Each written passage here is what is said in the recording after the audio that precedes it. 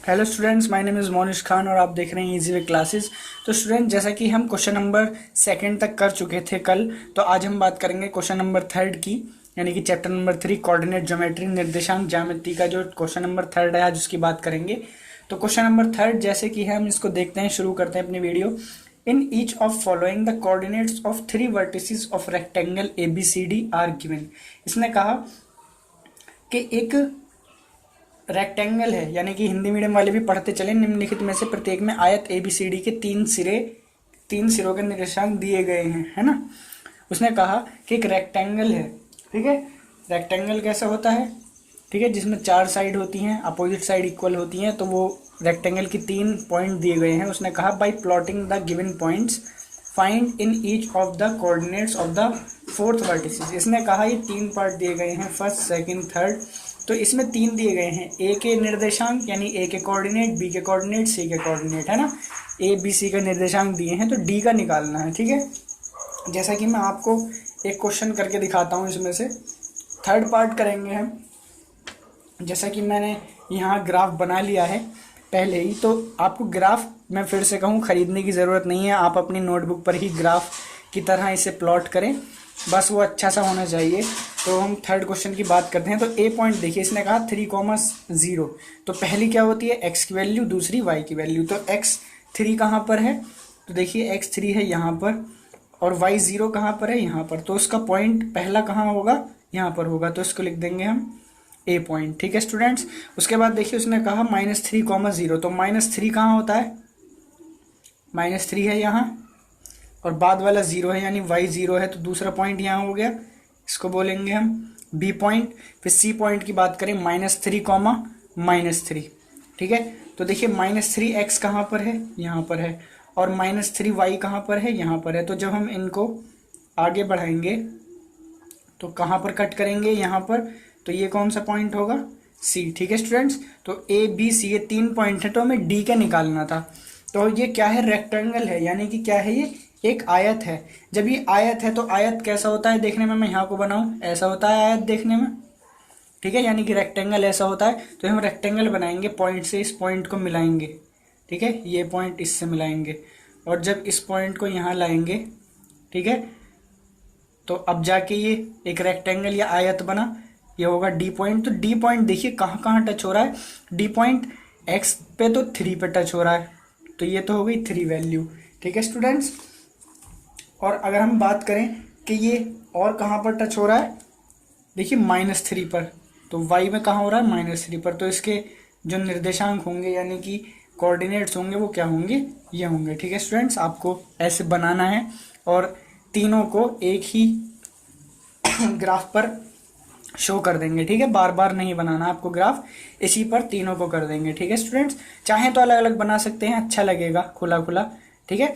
तो अब next question की बात करते हैं। नेक्स्ट क्वेश्चन में उसने कहा in which quadrant do the given points lie, दिए गए बिंदु कौन से चतुर्थांश में है।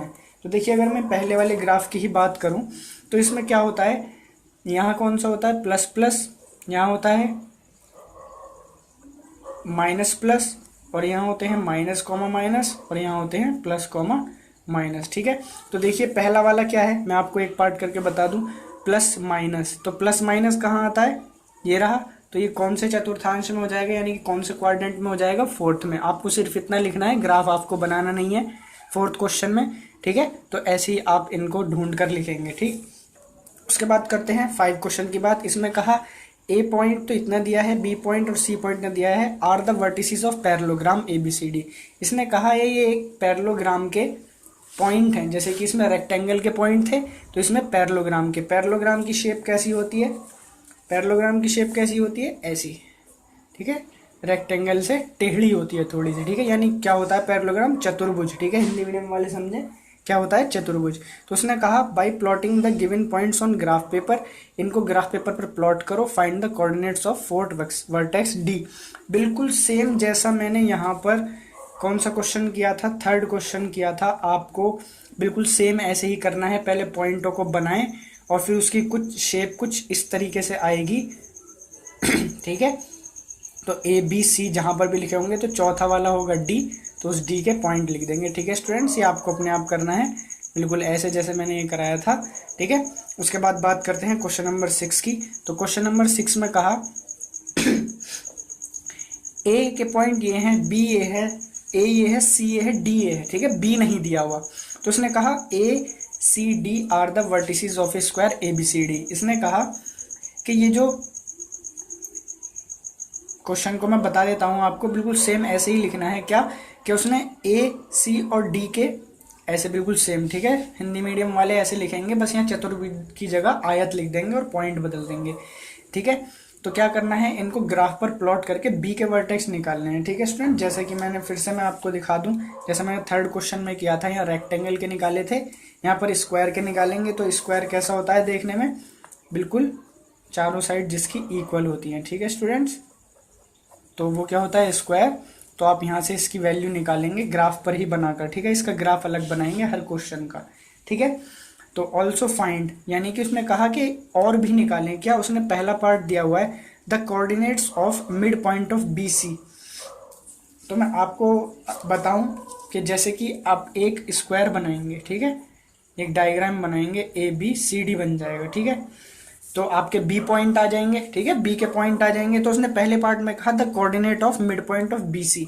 इसने कहा बी सी का जो मिड पॉइंट होगा, यानी कि मध्य बिंदु होगा, उसके भी आपको कोऑर्डिनेट निकालने होंगे, ठीक है स्टूडेंट। जैसे कि आपका मान लीजिए ऐसे करके आ गया ग्राफ पर, तो इसके क्या होंगे पॉइंट, ये जहां पर टच हो रहा होगा एक्स पर वो वाली, और जहां वाई पर टच हो रहा होगा वो हम इसको लिख देंगे, ठीक है स्टूडेंट्स। उसने कहा the coordinates of point of intersection of the given of the diagonals of the square ABCD. इसने कहा वर्ग एबीसीडी के विकर्णों के प्रतिच्छेदन बिंदु के निर्देशांक ये भी निकालने हैं। अब ये क्या होता है, पॉइंट ऑफ इंटरसेक्शन, यानी कि देखिए कोई भी एक वर्ग है, यानी कि कोई भी एक स्क्वायर है, ध्यान से समझेंगे, कोई भी स्क्वायर या वर्ग है, उसके दो डायगोनल होते हैं, यानी कि विकर्ण होते हैं ऐसे। तो ये जहां पर टच होंगे वहां के आपको कोऑर्डिनेट निकालने हैं। बिल्कुल कुछ नहीं करना है, इजी वे में है। फिर भी अगर आपको समझ में नहीं आता तो आप मुझसे पूछ सकते हैं, व्हाट्सएप पर कांटेक्ट करें और मुझसे पूछें, मैं आपका सॉल्यूशन करूंगा, ठीक है स्टूडेंट्स। उसके बाद नेक्स्ट क्वेश्चन पर चलते हैं, ठीक है। तो स्टूडेंट्स अब हम बात करते हैं 7 क्वेश्चन की। तो 7 क्वेश्चन ये जो है आप इसे अच्छे से समझें और इसे खुद करना है आपको, बिल्कुल जैसे मैंने पहले क्वेश्चंस कराए, बस इसमें कुछ डिफरेंस है थोड़ा सा, पर ये आपको खुद करना है। बहुत अच्छा क्वेश्चन है, मैं चाहता हूँ कि थोड़ा आप दिमाग लगाएं, और अगर फिर भी नहीं होता तो आप मुझसे कांटेक्ट करें, मैं आपको बताऊंगा इसको, ठीक है। पर आप पहले कोशिश करेंगे, ठीक है। तो हम 8 क्वेश्चन देखते हैं।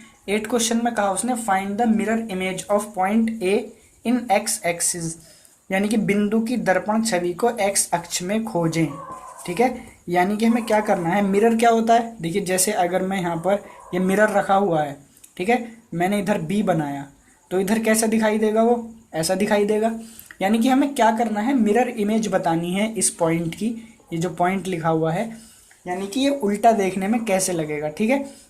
और उसने यहाँ दे दिया कि इन एक्स एक्सिस, यानी कि वो एक्स एक्सिस पर होना चाहिए। तो जैसे कि फिर से बात करें ग्राफ की, तो मैंने यहाँ पर ग्राफ बनाया है, ठीक है। तो ग्राफ में हमें सबसे पहले इस पॉइंट को शो करना है, कहाँ है, -3,2, ठीक है। कौन सा पॉइंट, -3,2, इस पॉइंट को हम शो करेंगे। तो -3 कहाँ पर है एक्स में, ये रहा, ठीक है, और 2 कहाँ पर है वाई का, ये रहा, ठीक है। तो जब हम इनको मिलाएंगे तो कहाँ पर कट करेगा, ये यहाँ पर कट करेगा। तो ये वाला पॉइंट क्या होगा, -3,2, ठीक है। अब उसने कहा इन एक्स एक्सिस, उसकी जो इमेज है वो एक्स एक्सिस के अकॉर्डिंग देखेंगे, यानी कि मिरर जो रखा है, ये तो मिरर ऐसे रखा था, इस वाले डायग्राम में मिरर ऐसे रखा है, यानी कि इस एक्स एक्सिस को हम मिरर मानेंगे। तो ये वाला पॉइंट जहां पर है, तो ये वाला पॉइंट यहां पर होगा, ठीक है स्टूडेंट्स। तो देखिए जब ये मिरर यहाँ पर होगा, हम इस मिरर को पॉइंट को यहाँ मिलाएंगे और इसको यहाँ मिलाएंगे, तो इस पॉइंट के निर्देशांक यानी कि कोऑर्डिनेट्स क्या होंगे। देखिए यहाँ पर x की वैल्यू क्या है, -3, और y की वैल्यू क्या है, -2। तो ठीक है, ये इसकी हो जाएगी मिरर इमेज, ठीक है, क्योंकि हमने बिल्कुल अपोजिट साइड पर है। अगर वो कहता इन y एक्सिस, तो फिर हम इसको यहाँ से यहाँ पर देखते, ठीक है स्टूडेंट्स। तो आई होप कि आपको समझ में आया होगा स्टूडेंट्स। बहुत इजी सा चैप्टर है। आज ये आपका चैप्टर ख़त्म हो चुका है, फिनिश हो चुका है, ठीक है। 8 ही क्वेश्चन है इस चैप्टर के अंदर। अगर आपको कोई भी प्रॉब्लम होती है तो आप मुझे बताएं, ठीक है। मैं उसको कोशिश करूँगा सॉल्व करके दूँ आपको, ठीक है। और जो भी मैंने कहा आपसे बिल्कुल अच्छे से साफ साफ राइटिंग में करना है, ठीक है। तो आई होप कि आपको समझ में आया होगा। तो स्टूडेंट्स अब नेक्स्ट चैप्टर की बात करेंगे, चैप्टर नंबर 4। तो नेक्स्ट वीडियो में मिलते हैं, तब तक के लिए खुदा हाफिज़।